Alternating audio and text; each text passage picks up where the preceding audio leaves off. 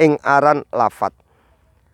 Fakoroja mongko ngetokake bilafdi kelawan lapat apa emah perkara atau sesuatu kana kang ana apa emah iku mufidan kang maidai.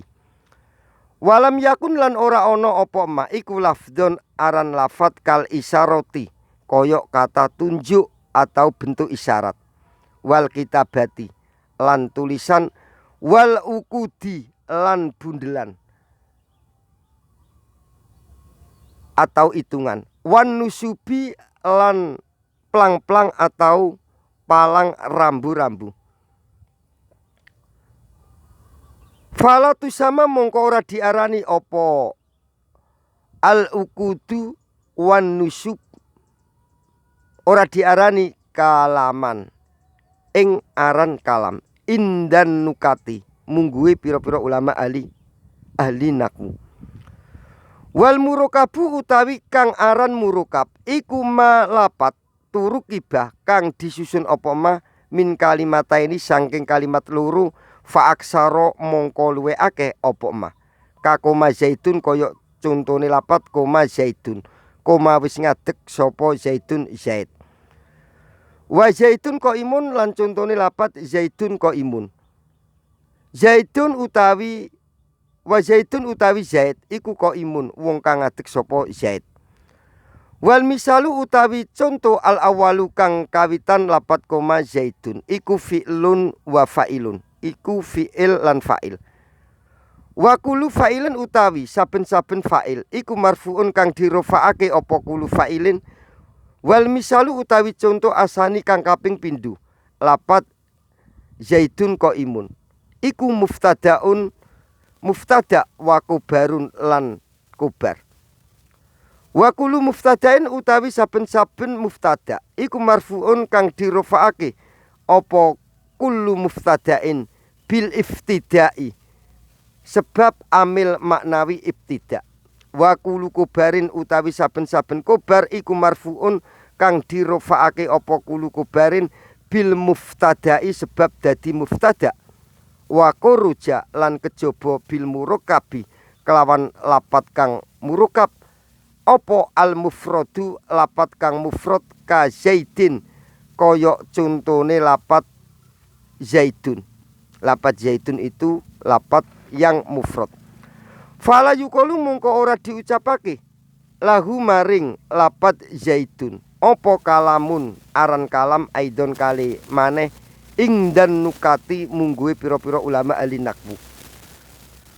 Wal mufidu utawi kang aran mufid iku malafat afada kang awe faida apa ma faidatan kelawan faida yaksunu kang bagus apa asukutu meneng minal mutakallimi saking wong kang guneman wasami'i lan saking wong kang krungu alaiha ing atase faidatan. Kakoma zaitun koyok lapat koma zaitun. Koma wis ngadeg sapa zaitun zaid. Wa zaitun ko imun lan lapat zaitun ko imun. Zaitun utawi zaid iku ko imun wong kang ngadeg sapa zaid. Fa inna kulan mongko sak temene saben-saben salah sijine lapat minhuma saking lapat koma zaitun wa zaitun ko imun.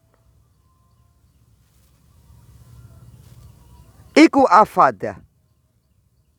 Iku afada awe faida opo kulan faidatan kelawan faida yaksunu kang bagus opo asukutu meneng alaiha ing atase faidatan minal mutakallimi saking wong kang guneman wasami'i lan saking wong kang krungu. Waya utawi faidatan iku al ikbaru ngabarake bi qiyami zaidin kelawan ngadeke zaid. Fa inna sami'a mongko sak temene wong kang krungu iku ida sami'a ing dalem nalikane krungu apa as-sami dalika ing mengkono-mengkono koma zaitun wa zaitun ko imun la yang tadiru orang ngenteni apa as-sami sayan ing sewiji-wiji akoro ingkang liya ya tawakkofu dadi mandek alaihi ing atase sek apa tamamul kalami sempurnane kalam wayak sunu lan bagus aidon kali maneh apa sukutul mutakallimi menenge wong kang guneman wa koruja lan ngetokake bil mufidi kelawan lapat kang mufid apa al murakkabu lapat kang murakkab ghairul mufidi kang ora maidai nakwu gulamu zaidin umpamane lapat gulamu zaidin puno kawane zaid min ghairi isnadi sayin sangking hi maring lapat gulamu zaidin wa in koma zaidun lan lapat in koma zaidun wa in koma lan lamun ngadeg sapa zaidun zaid fa inna tamamal faidati mongko sak temene sempurnane faidah fihi ing dalem lapat in koma zaidun iku yatawaqqafu dadi mandek apa tamamal faidah ala dikri jawabi syarti ing atase nutur atau nyebut jawabe syarat fala yusamma mongko ora diarani apa kulun saben-saben salah sijine lapat minal misalaini saking conto loro kalaman ing aran kalam indan nukati mungguhi pira-pira ulama ahli nahwu. Contoh mufid in koma zaidun. Lapat in koma zaidun itu belum dikatakan kalam karena tidak memenuhi syarat. Kecuali ada jawabnya itu bisa dikatakan kalam. Contoh lapat in koma zaidun belum ada jawabnya. Kalau diberi jawab baru sempurna. Contoh lapat in koma zaidun koma amrun itu baru sempurna. In koma lamun ngadeg sapa zaitun zaid koma mongko ngadeg sapa amrun sapa amr itu baru sempurna.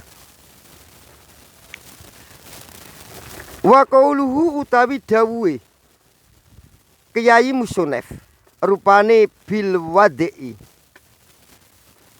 iku fasaron jelasake hu ing qauluhu bil wadai hu ing qauluhu bil wadai sopo ba'duhum setengah ulama ahli nahwu bil qasdi kelawan disejo wa koruja lan jabaake apa ghairul maksudi kalam kang ora disejo kakalamin naimi koyok kalame wong kang turu wasahi lan koyok kalame wong kang lali fala yusama mongko ora diarani apa ghairul maksudi ora diarani kalaman ing aran kalam indan nukati mungguhe pira-pira ulama ahli nahwu.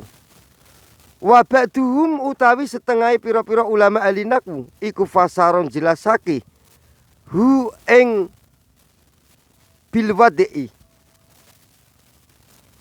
Bil wadai kelawan kang disejo al arabi kang bangsa Arab. Fakoruja mongko metu apa kalamul ajmi kalame kalam ajam fakoruja mongko metu apa kalamul ajmi kalam ajam katurki koyok kalam Turki wal barbari lan koyok kalam barbar fala yusama mongko ora diarani apa kalamul ajmi ora diarani kalaman ing aran kalam indan nukati mungguhe pira-pira ulama ahli nahwu. Misaluma utawi contone kalam ijtama'a kang dadi kumpul fi ing dalem ma apa al quyudu pira-pira kaidah al arba'atu kang ana papat siji kaidah sing ana papat siji lapat loro murokab telu mufid papat bil wadai iku koma zaidun lapat koma zaidun koma wis ngadeg sapa zaidun zaid wa zaidun qaimun lan lapat zaidun qaimun. Zaidun utawi zaid iku qaimun wong kang ngadeg sapa zaid. Fal misalu mongko utawi conto al awalu kang kawitan lapat koma zaidun iku fi'lun fi'il wa fa'ilun lan fa'il. Wasani utawi conto kang kaping pindho lapat zaidun qaimun iku muftadaun muftada wa kobarun lan kobar.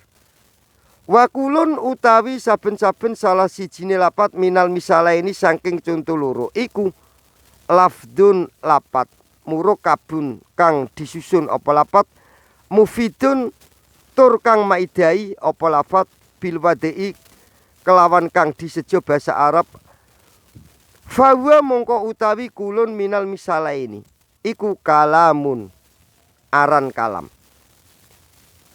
wa aksamuhu utawi piro-piro bagiane kalam iku salah satun ana telu rupane ismun kalimat isim nomor siji nomor loro wa fi'lun lan kalimat fi'il nomor telu wa karfun lan kalimat kuruf yakni ngersakake sapa Kyai Musonef anna ajza al kalami ing sak temene piro-piro juse bagiane kalam allati rupane ajza yuta allafu kang disusun apa kalam minha saking ajza iku salah satu aksamin ana telu piro-piro bagian. Al awalu utawi contoh kang kawitan iku al ismu kalimat isim wa utawi kalimat isim iku kalimatun kalimat dalat kang duduake apa kalimat ala maknan ing atase netepi makna fi nafsiha ing dalem awak dhewe ne kalimat walam taktarin lan ora bebarengan apa kalimat bizamanin kelawan zaman an kali asal semelei ka zaidin koyok contone lapat zaidin wa ana lan lapat ana wa hada lan lapat hada.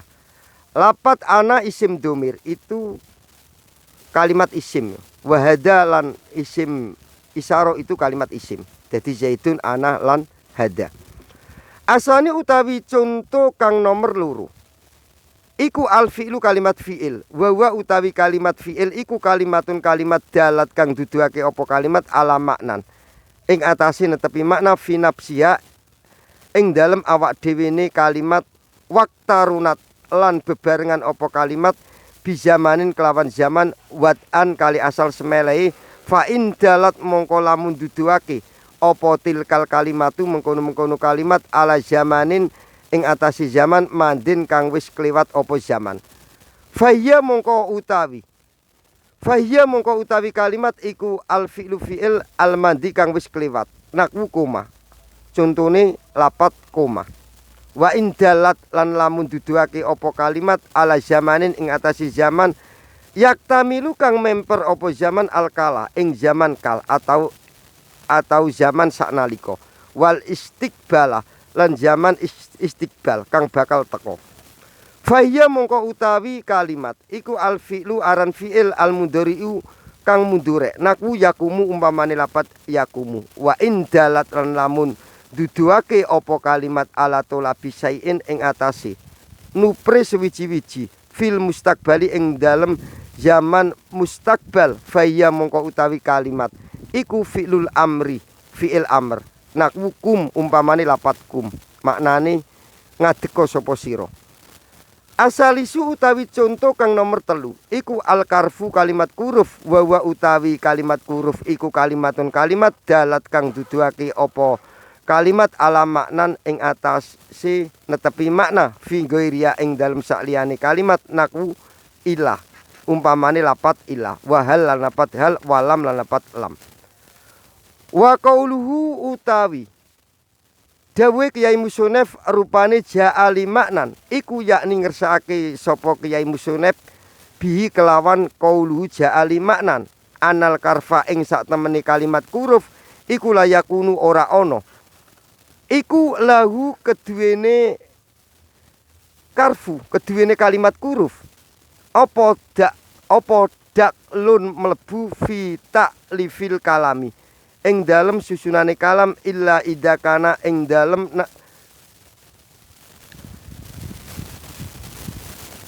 ndi mau tak baleni ya wa qauluhu utawi dawuhe Kyai Musonef rupane ja'ali maknan iku yakni ngersakake sapa Kyai Musonef bi kelawan qauluhu ja'ali maknan anal karfa ing sak temene kalimat kuruf iku layakunu ora ana iku lahu keduwene kuruf apa daklun mlebu fi ta'lifil kalami ing dalem susunane kalam illa idakana angin ing dalem nalikane ana iku lahu keduwene kuruf apa makna kahal kaya lapat hal walam lan lapat lam Fa inna hal mongko sak temene lapat hal iku maknahu utawi maknane lapat hal iku al istibhamu istibham. Walam utawi lapat lam iku maknaha utawi maknane lapat lam iku anafyu nafi. Fa ilam yakun mongko lamun ora ono iku lahu keduwene kuruf apa maknan makna layat kulu ora manjing apa kuruf fitarki bil kalami ing dalem susunane kalam kakurup fil mabani kaya pira-pira kurup kang dibentuk naku zaiz zaidi. Umpamane kurup zae lapat zaid. Naku zaiz naku yazi zaidin. Umpamane kurup zae lapat zaidin wa ya'ihi lan kurup yae lapat zaidin wa dalihi lan kurup dali lapat zaidin. Fa inna kulan mongko sak temene saben-saben salah sijine lapat zaidun minha sangking zae lapat zaidin iku karfun kalimat kuruf mabnan kang dibentuk la karfun dudu kuruf maknan kang anduweni makna. Wabillahi taufiq wal hidayah wa ridha wa inayah. Assalamualaikum warahmatullahi wabarakatuh.